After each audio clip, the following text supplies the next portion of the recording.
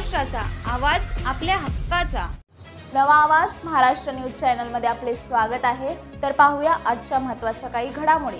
उल्हासनगर महानगरपालिका क्षेत्रातील Vitthalwadi railway station बाहेर खाजगी व्यक्तीकडून चालवण्यात येणाऱ्या बेकायदेशीर पार्किंगवर आज उल्हासनगर पालिकेच्या प्रभाग समितीने कारवाई करून त्यांचा गाशा गुंडाळून टाकला आहे। या कारवाईत अनेक दुचाकी वाहन जप्त करून 15,000 पेक्षा अधिक दंड वसूल करण्यात आल्याची माहिती प्रभाग अधिकारी मनीष हिवरे यांनी दिली आहे।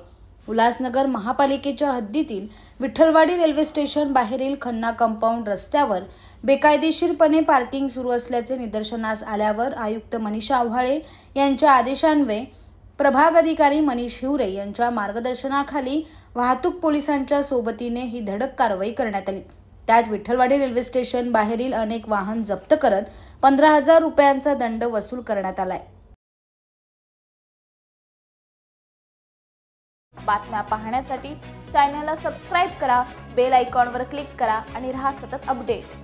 तुमच्या परिसरातील काही घडामोडी किंवा समस्या असतील तर आमच्या वृत्तवाहिनीला संपर्क करा आणि तसेच सतत अपडेट राहण्यासाठी आमच्या वृत्तवाहिनीला सबस्क्राइब करा आणि बेल आयकॉन दाबायला विसरू नका।